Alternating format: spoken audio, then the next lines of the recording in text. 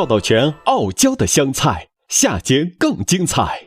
道道泉傲娇的香菜，现在继续。这里是由道道泉冠名播出的傲娇的香菜，油酸高达 75%， 道道泉高油酸菜籽油。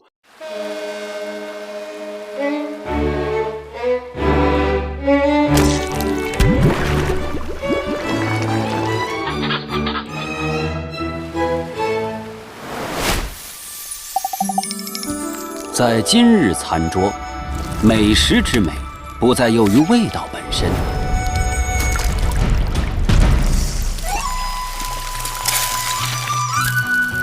颜色、形状、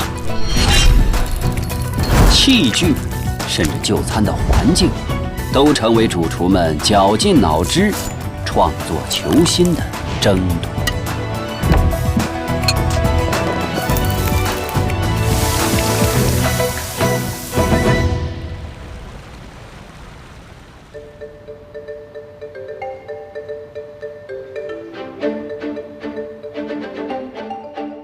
我从小就喜欢美学，喜欢考个些发展。我们在这些艺术上都有一些相同，从它的色彩、它的线条，对我们想点有很大的作用。高档的小型点心，它就是一种艺术。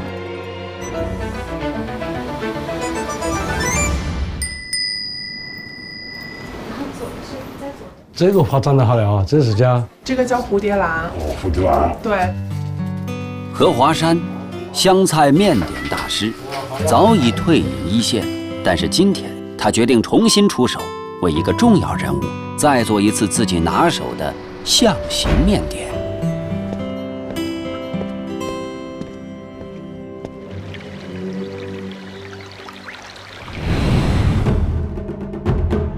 象形面点，顾名思义，就是用食材模仿自然界中动植物的形态制作而成的点心。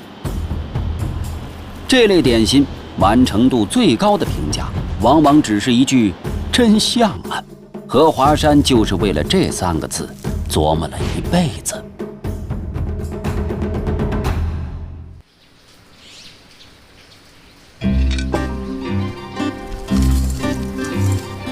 21年前，何华山凭一道潇湘马蹄面点拿下全国第1届美食节金奖。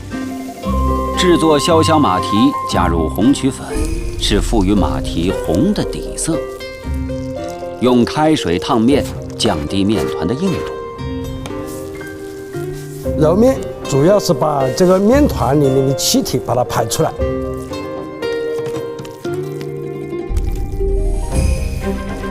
如此反复5、60个回合，排出面团中微小的气泡，使面团变得软硬适中，光滑如玉。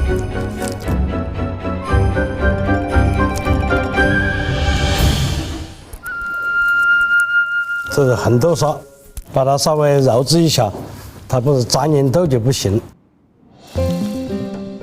包入馅料，又被称为掐桃子，手法翻转，一个个既像马蹄，更像桃尖的轮廓，瞬间完成。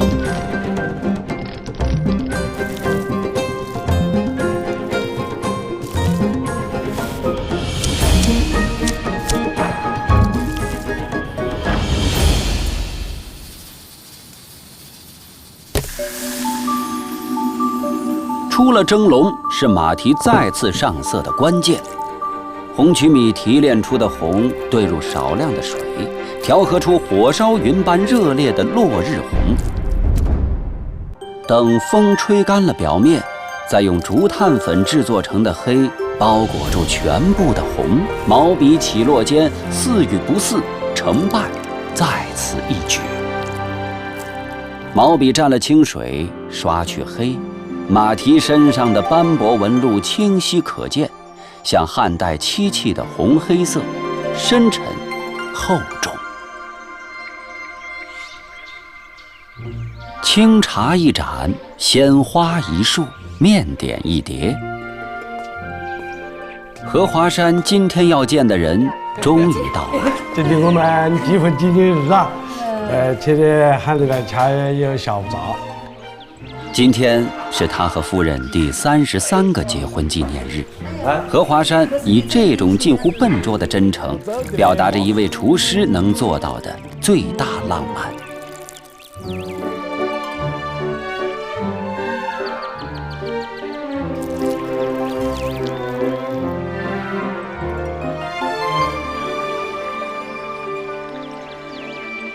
哎，谢谢你啊！几十年来同于梧州，已经开店子实在太辛苦，从早晨6点多钟到晚上7、8点钟，眨眼也是几十年的。为哪个的一个头发也变得嗲嗲碎的，我们两个没的身材都保持得好嘞。你啊，坐在这兜子。象形面点做起来费时费力，更多的时候出现在面点界的赛场或者高端的宴席。如今何华山有了时间，更是有了心意。谁讲我很清纯？谁讲我笑？只有你能叫我不怕老去。致夫人幸运，结婚纪念1，华山。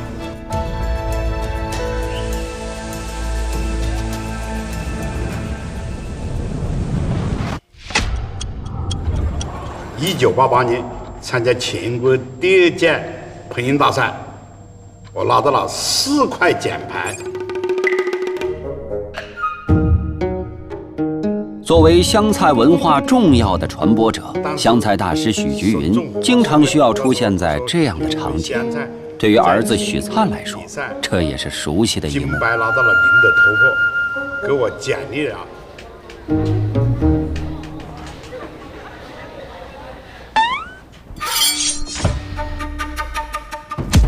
许菊云今年74岁，为湘菜事业奋斗了近60年，收徒1000余人。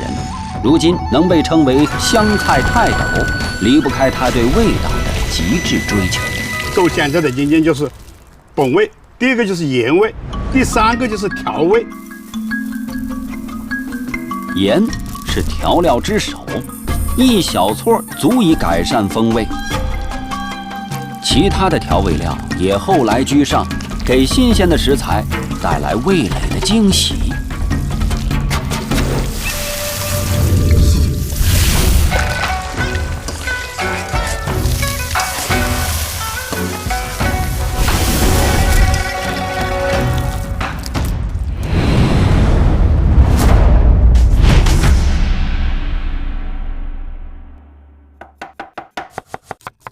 许灿，许菊云之子，对于他来说，父亲作为行业前辈，既是学习的榜样，更是难以逾越的高山。这个是我小时候在家里吃的最多的一个菜了。以前这个菜就是我爸参加考评经常做的一个菜，甚至有时候可能1个月都吃这个菜，小时候吃的想吐。现在呢，我就想把它创新之后，放在新店里面，把它作为一个主打菜来卖。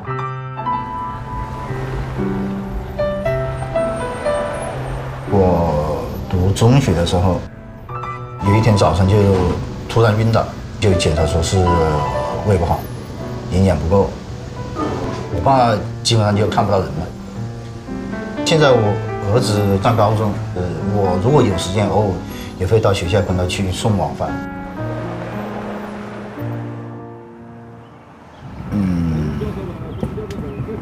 就是我们也现在就是在考虑新店做什么菜的问题。那你有么子想法？你讲嘛？我还是先做一下那个华人先生鹅。这个菜的难度比较大，你找个时间做一次给我看看。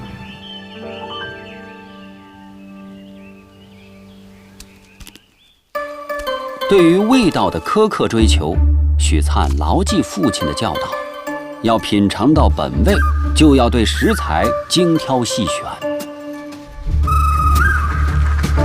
湖南芷江鸭是国家地理标志产品，口感鲜而肥、干而嫩，是许灿的不二选择。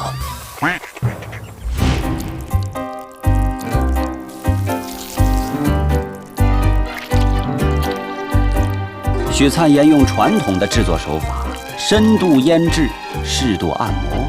至于味道的调配，全凭直觉和手感，十分玄学。蒸好的鸭肉软烂多汁，香气顺势蹬鼻子上脸，鸭肉扒不住骨头，轻松脱落。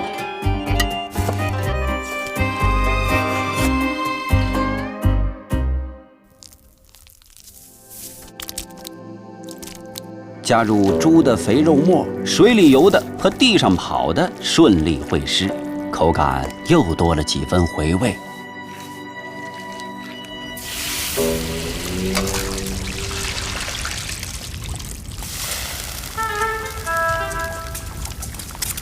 鸭丝无法抵抗沸腾的油锅，人类的基因仿佛绑定了油炸食品，被炸过的风味总让人欲罢不能。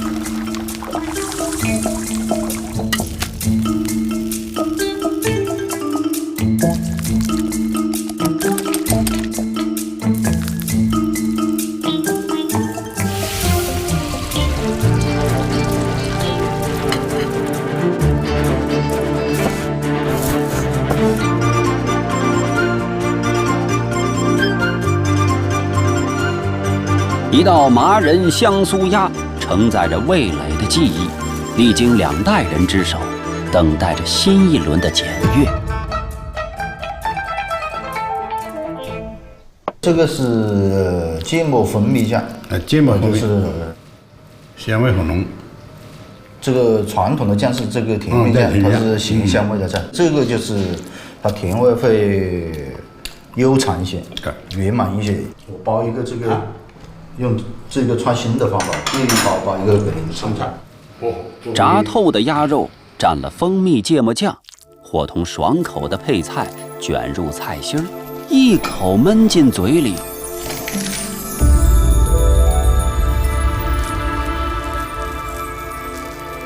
鸭的酥脆，酱的香甜，菜的清新，共同在口腔起舞。就是现在年轻人如果想吃这种口味的话，他可以自己搭配，自己调方法。原来原来的就是这个甜面酱，加上葱，加上薄饼。现在你加了一个生菜，加了一个蜂蜜这个芥末蜂蜜酱，芥末蜂蜜酱这个圈子变得很好。我开始尝尝这个酱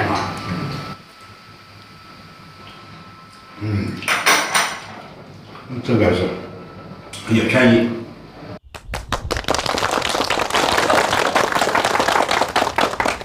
大家好，好，今天是个好日子，我们老许家白珍港店龙肉的开业了。我对许灿的认可就是他是一个合格的儿子，更是一个合格的湘菜厨师，非常优秀的。所以希望所有的员工一定要支持他的工作。想起来呀，我的儿子营养不良，胃气虚，现在我都要很内疚，我在掉眼泪。为什么？我是合格的湘菜厨师，我不是合格的父亲。小时候我爸陪的比较少嘛，不理解他。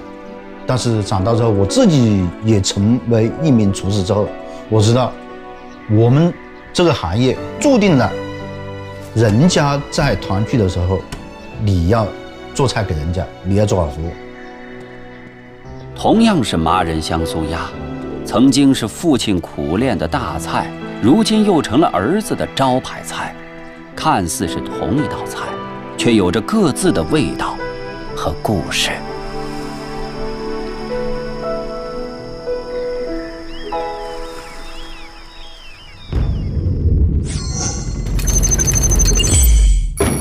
人靠衣装，马靠鞍装，佛靠金装。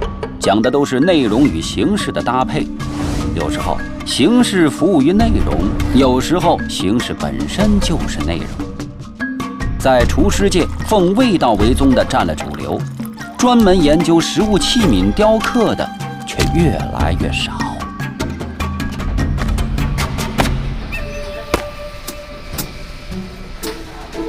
我雕冬瓜盅，你就雕南瓜吧。雕个南瓜盅是吧？对对对。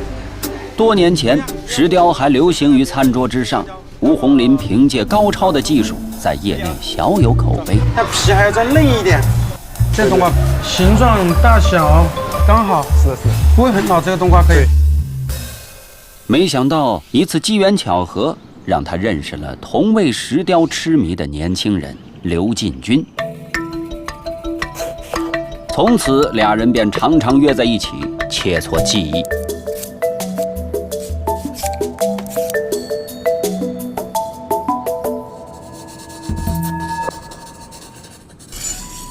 吴红林和刘进军就像是主流之外的小众邪派高手，虽无人问津，但因热爱醉心其中。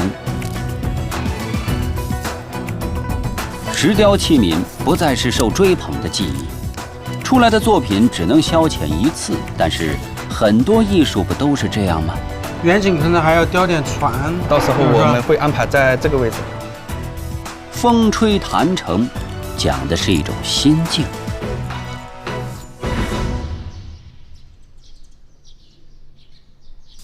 胡萝卜在吴红林的手中逐渐有了老者的容貌，慈祥的双眸，上扬的嘴唇，俨然一副饱经沧桑但仍悠然自得的模样。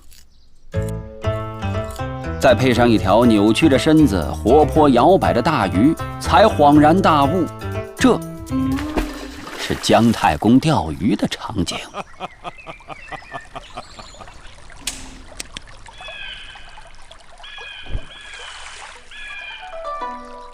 另一边的刘进军则讲述了两个人的故事。伯牙鼓琴，钟子期听之，子期懂伯牙，于是成为了知音。所以吴红林的心境，刘进军应该也是懂的。破土而生的石材来自自然，经过选材、雕刻，变成可食可赏的器皿。只完成一次盛装的使命，便又归于尘土。几经努力，完成短暂又极尽全力的绽放。当时还是没有找到这种感觉，对，才刻的这种纹路了。但是越雕那种感觉就出来了。石雕器皿是众多器皿追求方式的一种，它或许不再是主流，但它和很多无用之用的技艺一样，未必只有真正的实用才具有价值。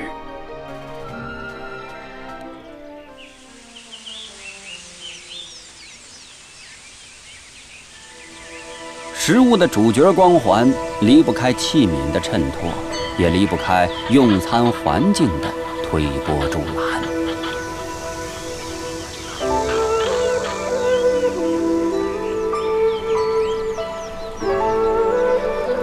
哎，卖鱼了！买新鲜的鲑鱼了！买新鲜的鲑鱼了！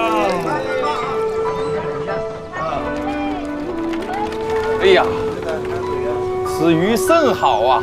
老伯，此鱼从何而来呀？哎，这是我们六门炸的鱼。身临其境是用餐的最高境界。吃一道鱼，便要身处渔村的造梦空间，游走其中，仿佛眼前一条大鱼从空中游过，湿漉漉地溅起水花。前脚渔夫刚打鱼上了岸，后脚大厨便开始挥洒厨艺。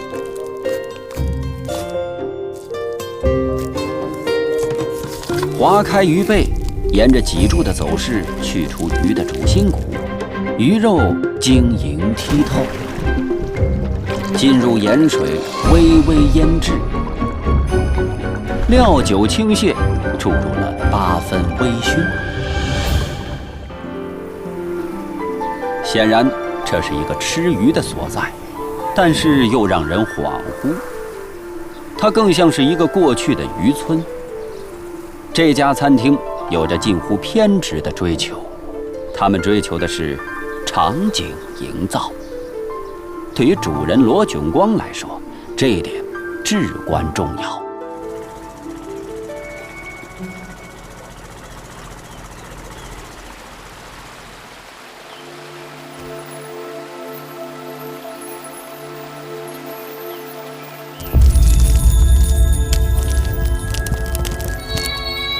湘江，湖南的母亲河，每个湘江边的村民都世代跟着江水打交道。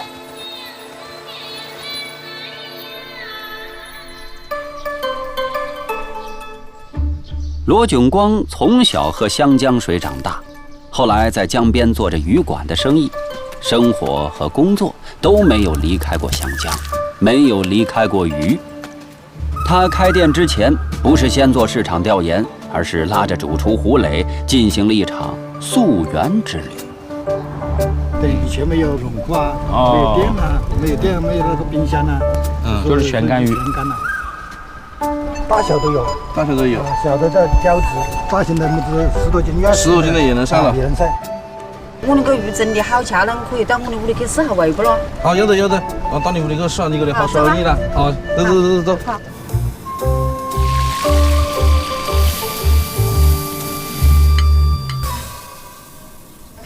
那就南国民，我发现城里面好多人拿来晒鱼的了，现在越来越多了。一般的中老年人晒鱼的多，年轻人呢，20几岁的都出去发展去了。哦。渔村变成新农村了，跟我们想象中的这个整个区域都相当不一样啊。对，等下我们去仔细看看。那些老的那些渔村的样子，我们已经看不到的了。试图从湘江沿线的渔村中寻找灵感，试图复原记忆中的渔村时光，但两人走遍了湘江全长900多公里之后，他们发现，渔村的生活痕迹，连带儿时的记忆，正在不可避免地消逝。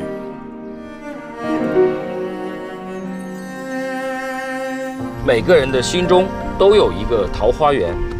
或许它永远无法抵达，或者它近在身边，无论是否能够找到，我们寻找的脚步从未停滞不前。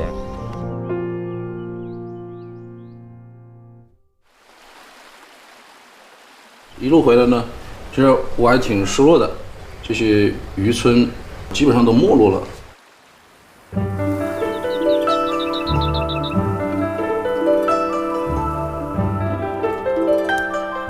拥有超强执行力的二人请来专业团队，仅仅半年时间，使得湘江边硬是凭空出现了这样一座渔村。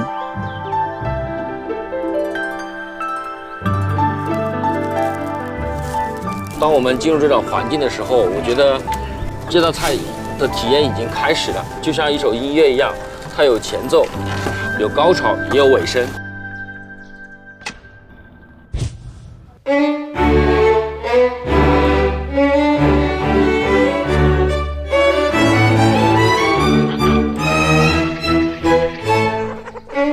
胡磊用音乐类比就餐，如果把渔村比作剧场，那么接下来就是他这个主厨的表演了。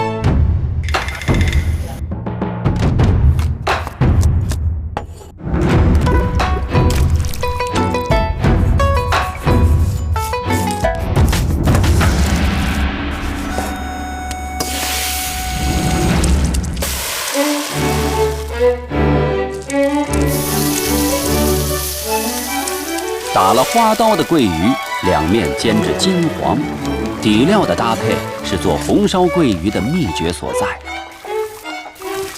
除了姜蒜、小米辣，胡磊还加入了风吹肉颗粒，煸炒干香。风吹肉和桂鱼仔一起炖煮，鲜香可称一绝。 ”。 。 。 。 。 。。 。。。。。。。。。。。。。。。。。。。。。。。。。。。。。。。。。。。。。。。。。。。。。。。。。。。。。。。。。。。。。。。。。。。。。。。。。。。。。。。。。。。。。。。。。。。。。。。。。。。。。。。。。。。。。。。。。。。。。。。。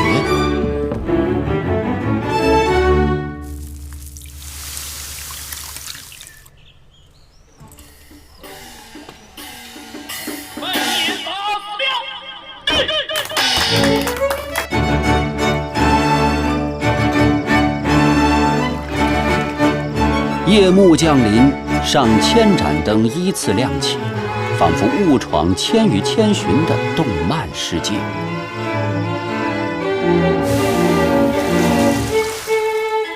越好的鱼子，颗粒越圆润饱满，色泽也越透亮，营养价值极高。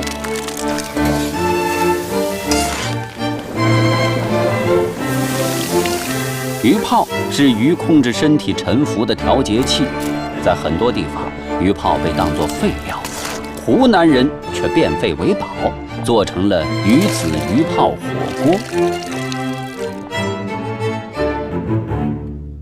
身困曹营多寂寞，怎来陶云一难忘。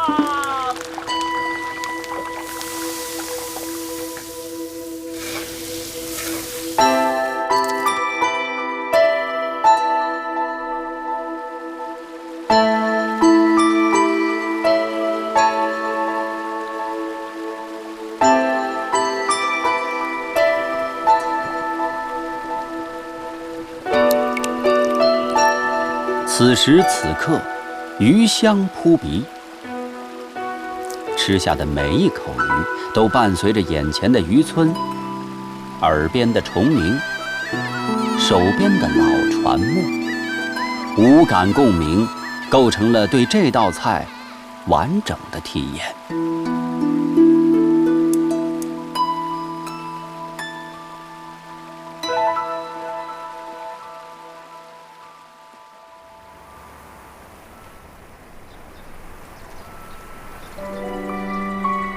我觉得最终的追求是成为一名德艺双馨的烹饪的艺术家吧。一个人的手艺永远无法企及到他思想未曾到过的地方呢。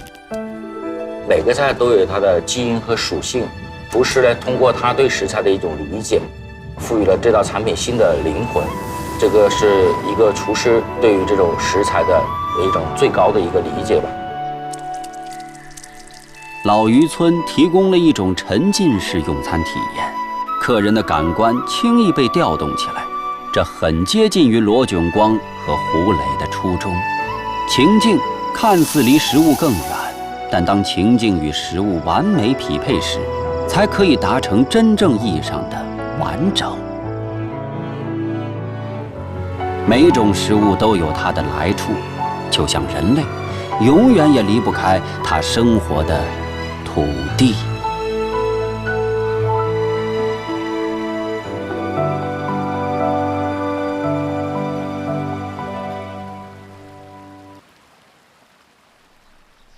食物每日相伴，于是显得繁长，但总有人把厨艺当艺术，对抗重复，消解寡淡。湘菜既可以向下深耕，包揽大众的口腹之欲，也可以向上开花，创造明艳浪漫的味蕾惊喜。